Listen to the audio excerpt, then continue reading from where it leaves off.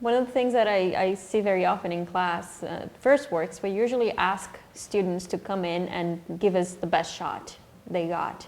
What happens sometimes is that they come in and they give us 50%. Because they're kind of holding off a little bit. They expect the coaches to tell them what to do, which is what we do at the end of the first work, to give them some feedback. So sometimes they hold back a little bit. I think that's a kind of a consequence of rehearsals. Rehearsals, as I understand, and how I learned acting, it's not about just doing the minimum. It's not about doing the technical stuff only. Rehearsals are like performances. I see no difference whatsoever. The difference is that you're going to acquire that experience of being that person and telling that story as you go. So first rehearsal, of course, is not going to be as amazing as the third or the last one.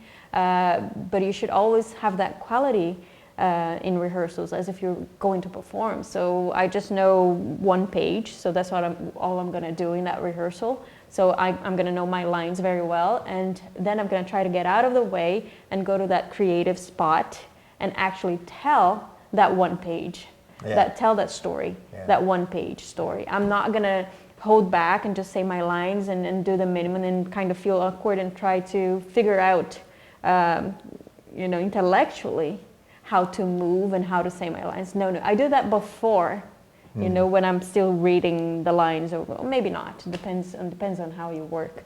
But when you go to that rehearsal, you have to do your best as if you're performing. Because it should always be better. Every time you get a chance to do this scene, it's a chance to do a performance, whether you're in rehearsing it, whether you're in class doing a first work or a second work, or whether you're on a set doing take 30 or third night of a play.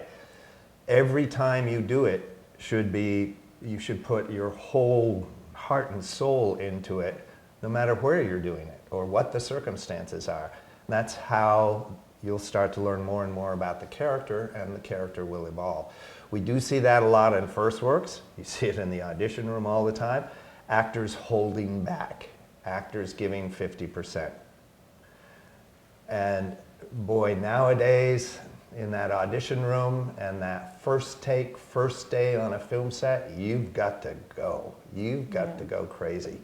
We get that a lot. It's like people go to an audition, and an actor goes to an audition, and then he tells us afterwards, like, when I left the room, I was like, oh, I so wish I had done that. Or, and it's like, why didn't you? Yeah. You had the impulse. Why didn't you go with it? Yeah. They're holding back because they expect somebody to tell them what to do. And that doesn't happen. I mean, part of that can be attributed maybe to training. There are a lot of training. There's a lot of camera classes, especially, that will show you this they'll take a picture, a bad videotape of you, and then sit down, and there'll be a coach looking at this picture, telling you what to do and how this shouldn't have been that way, this should be that way. Mm-hmm. So they arrive on a set and they think that's what a director does. And it's not, So in a way, we do a disservice as coaches if we are fixing scenes or telling them how to do something, because that is not going to happen on a set with a director. It's not their job. Most of them aren't very good at it. If you're very lucky, maybe you'll get a director who's been an actor, for years or something.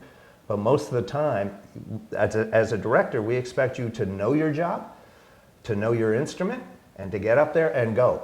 And do it. And it's your best shot to actually be in the movie in the end, because if you do the same thing every take, then the editor doesn't have a lot to work with.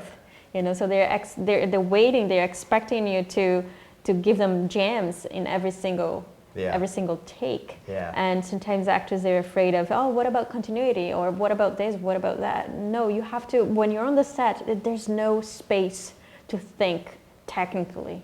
Right. Now it's creative. You've done your homework. You learned your lines. Yep. You researched your character. Whatever works for you during that process of rehearsals or preparation, whatever you want to call it. It's there. Now you have to let go, and you just have to enjoy yourself. Yeah, pretty much. Yeah, acting is fun, and that's another thing that I think Straeon is about. Is getting us back to the idea that acting is fun. It's not this torturous psychological, angst-ridden thing. It's fun. It's playtime.